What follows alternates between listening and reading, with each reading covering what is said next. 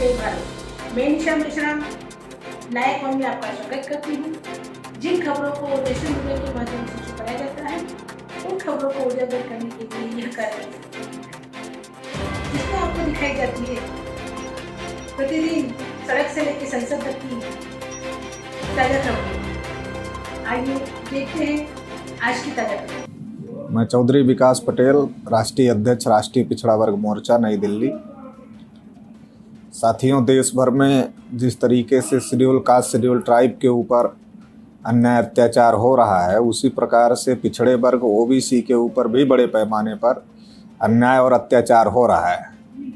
लेकिन आमतौर पर ऐसा देखा जाता है कि जो ओबीसी के ऊपर अन्याय और अत्याचार हो रहा है, उसके बारे में कोई चर्चा देश की जो नेशनल मीडिया है, मेन स्ट्रीम मीडिया में उसके संदर्भ में कोई खास चर्चा होती हुई दिखाई नहीं देती। और इसकी वजह से जो ओबीसी के ऊपर बड़े पैमाने पर अन्याय और अत्याचार हो रहा है, इसके बारे में कोई समाधान भी नहीं होता है। तो इसलिए राष्ट्रीय पिछड़ा वर्ग मोर्चा के माध्यम से हम लोग जो पिछड़े वर्ग के लोगों के ऊपर देश भर में अन्याय और अत्याचार हो रहा है, वो सभी प्रकार के लोगों के ऊपर हो रहा है। अगर वो स्टूडेंट हैं तो उनको थ्योरी में उनको ज़्यादा नंबर मिलता है लिखित परीक्षा में, लेकिन प्रैक्टिकल एग्ज़ाम में उनको कम नंबर दिया जाता है। अगर वो एम्प्लॉई हैं तो उनको बगैर किसी वजह के ही बर्खास्त कर दिया जाता है। उदाहरण के तौर पर जैसे अभी लखनऊ के सचिवालय में अमर सिंह पटेल थे, तो उनको सही बात सोशल मीडिया में उठाने की वजह से बर्खास्त कर दिया गया। ऐसे बहुत सारे उदाहरण हैं जो अधिकारियों कर्मचारियों के साथ भेदभाव हो रहा है, उनकी सीआर खराब किया जा रहा है। और इसी प्रकार से जो समाज है, जो पिछड़े वर्ग के तमाम समाज में जो लोग हैं, उनके ऊपर भी अन्याय अत्याचार हो रहा है। जैसे बलिया के अंदर दिन दहाड़े पाल की हत्या की गई, उसी प्रकार से प्रतापगढ़ में पटेल परिवार के जो मवेशी थे उनको जलाया गया, उनके साथ मारपीट की गई, हत्या की गई। केशव प्रसाद मौर्य जो उत्तर प्रदेश के डिप्टी सीएम हैं, उनके जनपद में ही कुशवाहा मौर्य के लोगों की हत्या की गई। तो लगातार पिछड़े वर्ग के लोगों के ऊपर अन्याय और अत्याचार हो रहे हैं। इसी प्रकार से जो पिछड़े वर्ग के राजनेता हैं, अखिलेश यादव की कुर्सी धुली गई। अनुप्रिया पटेल ने एक बार मुद्दा उठाया रिजर्वेशन का, तो दोबारा उनको बीजेपी वालों ने मिनिस्टर नहीं बनाया। इसी प्रकार से जिन नेताओं ने मंडल कमीशन की लड़ाई लड़ने वाले जो नेता थे और उन्होंने 2011 में जाति आधारित गिनती का मुद्दा उठाया था, उन नेताओं को या तो पार्लियामेंट से बाहर कर दिया गया, उनमें से कुछ नेताओं की हत्या हो गई, लालू प्रसाद जी जेल में हैं, और कुछ नेताओं को जेल में जाने का डर दिखा करके चुप रखा गया है। तो नेताओं के ऊपर भी अत्याचार हो रहा है, कर्मचारियों के ऊपर भी अत्याचार हो रहा है, समाज के ऊपर भी अत्याचार हो रहा है। और इससे भी बड़ी बात कि देश का प्रधानमंत्री नरेंद्र मोदी अपने को ओबीसी कहते हैं, लेकिन देश में जानवरों की गिनती हो रही है, कुत्तों की गिनती हो रही है, हिजड़ों की गिनती हो रही है, ओबीसी की गिनती नहीं हो रही है। तो ये भी एक प्रकार का अत्याचार है। देश में ओबीसी की संख्या 52% है, मगर उनको केवल 27% रिजर्वेशन दिया गया और क्रीमी लेयर लगा करके उसको भी प्रभावहीन कर दिया गया। ये भी एक प्रकार का अत्याचार है।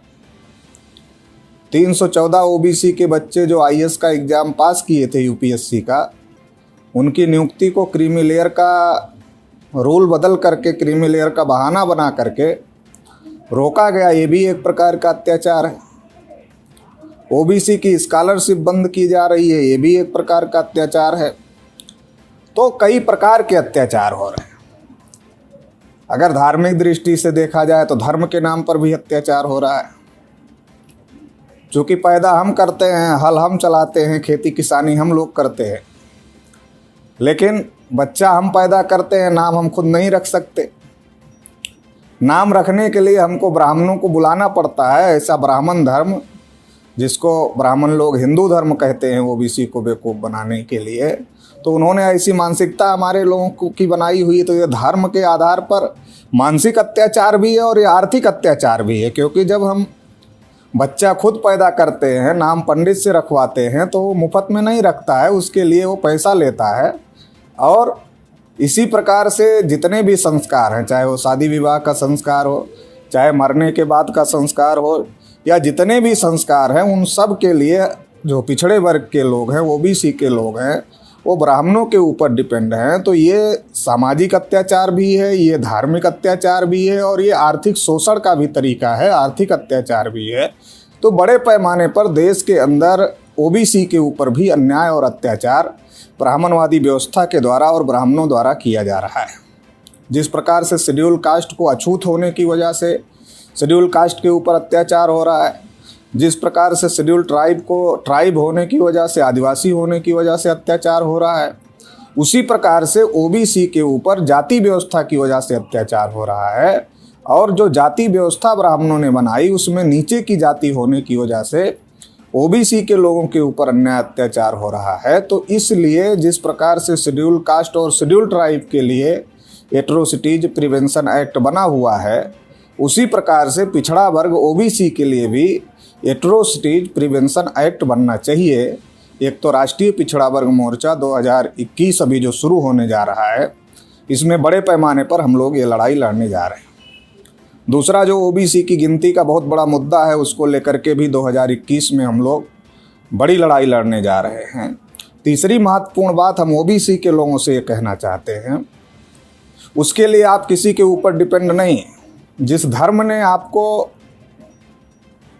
नीच बनाया, शूद्र बनाया, और उस नीच होने के आधार पर ब्राह्मणों ने नीच बनाया, और उस नीचता के आधार पर आपके ऊपर अन्याय और अत्याचार हो रहा है, तो उस सिस्टम को, उस व्यवस्था को लात मारने की ज़रूरत है, उसको लात मार देना चाहिए।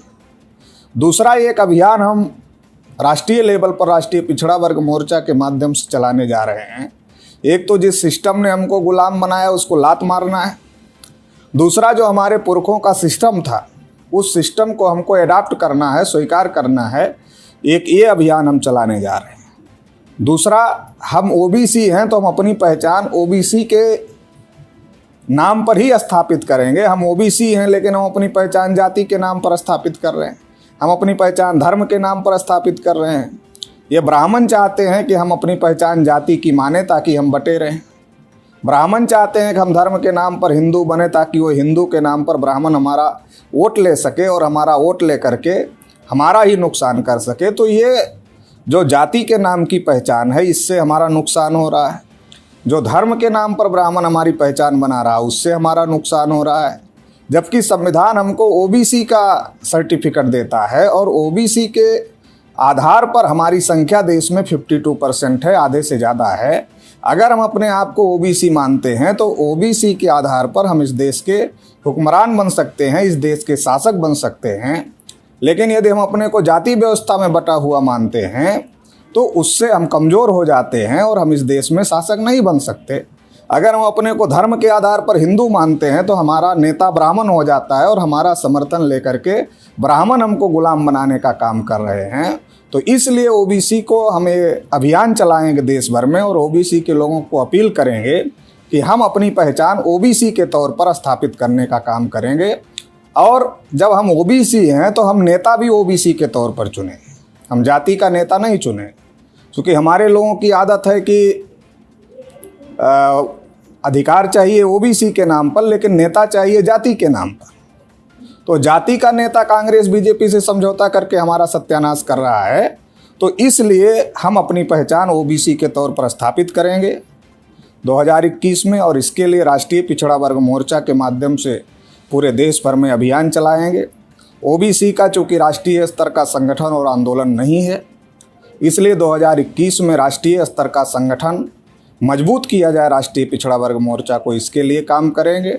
और राष्ट्रव्यापी आंदोलन चलाएंगे कि ओबीसी की गिनती हो, संख्या के अनुपात में ओबीसी को हिस्सा मिले, और जिस व्यवस्था की वजह से ओबीसी को ब्राह्मणों ने गुलाम बनाया है, उस व्यवस्था को लात मारकर हम लोग बड़ी संख्या में, जो हमारे पुरखों की विचारधारा थी, जो हमारे पुरखों की व्यवस्था थी, उसको हम लोग स्वीकार करने का काम करेंगे। धन्यवाद। अभी जो किसान आंदोलन चल रहा है, तो इसके ऊपर आप क्या करना चाहते हैं? क्या ये जो किसान लोग कर रहे हैं ये सही कर रहे हैं? लेकिन सरकार तो ऐसा कह रही है कि उनका तीनों जो कानून है सही है। आपका क्या कहना है? नहीं, सरकार का एक ही मकसद है कि जो सरकार के पास पब्लिक प्रॉपर्टी थी, जैसे रेलवे था पब्लिक प्रॉपर्टी थी, सरकार के नियंत्रण में थी। जैसे इंडियन ऑयल था, भारत पेट्रोलियम था, जैसे एयरपोर्ट थे, जो पब्लिक प्रॉपर्टी गवर्नमेंट के पास में थी उसको गवर्नमेंट ने अडानी अंबानी को दे दिया। अब ये जो खेती किसानी है ये पब्लिक प्रॉपर्टी पब्लिक के पास में है, गवर्नमेंट के नियंत्रण में नहीं है। तो ये पब्लिक प्रॉपर्टी पब्लिक के पास में है, तो ये पब्लिक के पास मतलब किसानों के पास में है खेती किसानी जमीन। अब इसको पूंजीपतियों को कैसे दिया जाए, इसके लिए ये 3 अध्यादेश हैं। ये केवल एमएसपी का मामला नहीं है, किसान केवल एमएसपी की बहुत सारे लोग बात कर रहे हैं, सरकार भी केवल एमएसपी की बात कर रही है। केवल एमएसपी का मामला नहीं है, ये किसानों की ज़मीन छीनने का मामला है। क्योंकि अगर शेर को बकरी के सामने खुला छोड़ दिया जाए तो बकरी थोड़े ही शेर को खाती है, शेर ही बकरी को खाएगा। तो पूंजीपति तो शेर है, किसान तो पूंजीपति के सामने बकरी है। तो अगर पूंजीपति को बंदिश में लाए बगैर किसान से पूंजीपति का समझौता कराया जा रहा है तो पूंजीपति तो किसान को हजम कर जाएंगे। तो ये बहुत ज़्यादा इसका दुष्परिणाम होगा। और आने वाले समय में जो खेती किसानी है, चूँकि खाना सबको अनाज है, पूंजीपतियों को भी अनाज खाना है, लेकिन वो अनाज उनके ही नियंत्रण में लेने का वो कार्यक्रम चला रहे हैं। तो उनको तो अनाज खाने को मिलेगा, क्योंकि हम भी किसान हैं, तो हमारी ज़मीन पर उनका कब्जा हो जाएगा। वो चाहे कॉन्ट्रैक्ट के माध्यम से हो जाए या जब हम ज़्यादा परेशान हो जाएंगे तो हम उनको दे देंगे। वो परेशान करने का पहले कार्यक्रम है, फिर ज़मीन लेने का, हड़पने का कार्यक्रम। तो मान लो कॉन्ट्रैक्ट ही किया तो जो हम पैदा करेंगे उस पर नियंत्रण पूंजीपति का हो जाएगा।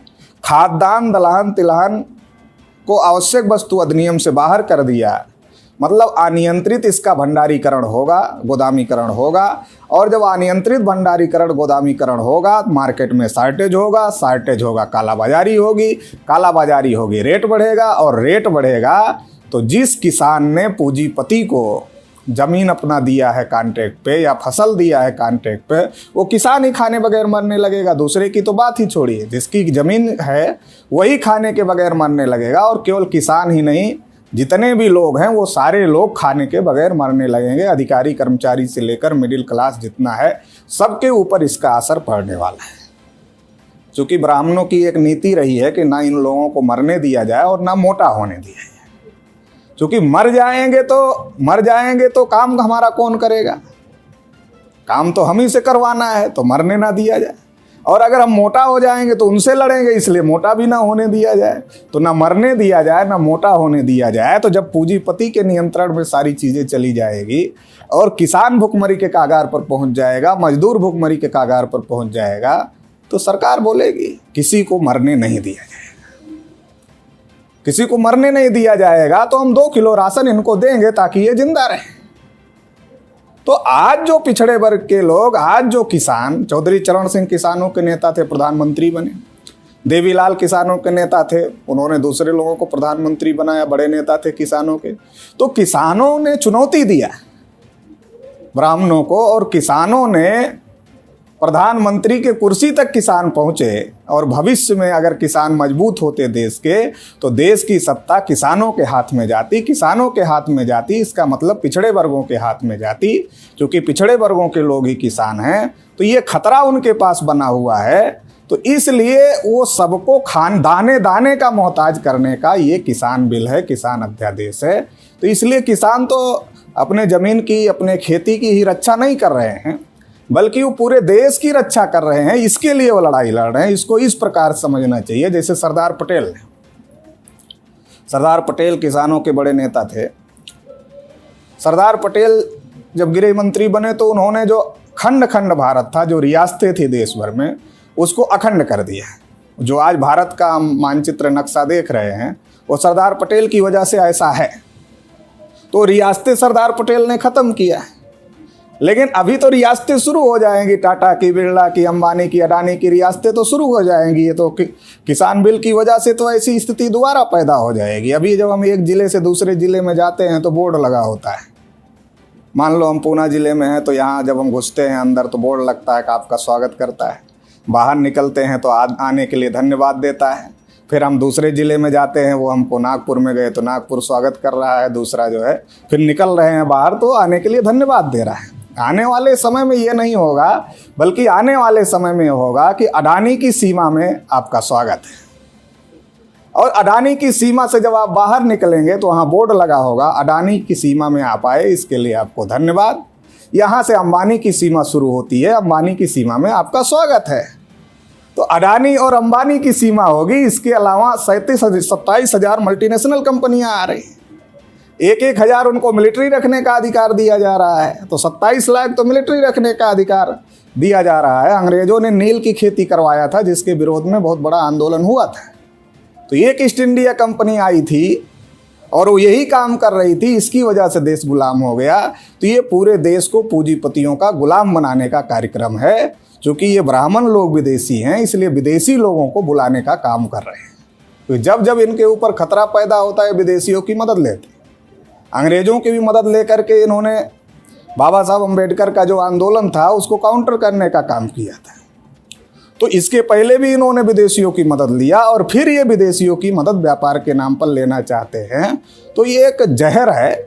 जहर का लड्डू के ऊपर अगर बादाम का लेप लगा दिया जाए तो उससे आदमी बच जाएगा खा करके, ऐसा नहीं, मरना ही है। वैसे ये जो किसानों के 3 अध्यादेश हैं, ये सरकार कह रही नहीं किसान कहीं भी बेच सकते, तो कब रोक थी बेचने के लिए? किसान कहीं भी बेच सकते, इसके लिए कब रोक थी बेचने के लिए? कभी रोक नहीं थी। तो इसलिए सरकार बेवकूफ़ बनाने का काम कर रही है। ये जहर के लड्डू के ऊपर बादाम का लेप लगा करके किसानों को खिलाया जा रहा है ताकि किसान मर जाए। तो इसलिए जो किसान लड़ाई लड़ रहे हैं वो केवल उनकी लड़ाई नहीं है, बल्कि ये देश को बचाने की लड़ाई है। देश के प्रत्येक नागरिक को बचाने की लड़ाई है। जो मिडिल क्लास है, जो अपर मिडिल क्लास है, जो लोअर क्लास है, जो मजदूर तबका है, उन सब की ज़िंदगी इस बिल के साथ जुड़ी हुई है। इसलिए हम सभी लोगों को किसानों का समर्थन करना चाहिए। इसलिए राष्ट्रीय पिछड़ा वर्ग मोर्चा भी किसानों के समर्थन में है, किसानों के आंदोलन के समर्थन में है।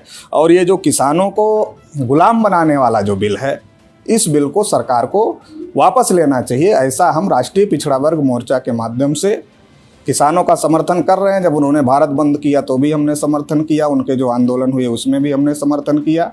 और आगे भी अगर सरकार इस बात को नहीं मानती है तो आने वाले समय में भी इसको लेकर के हम लोग बड़ा आंदोलन किसानों के साथ मिलजुल करके करेंगे।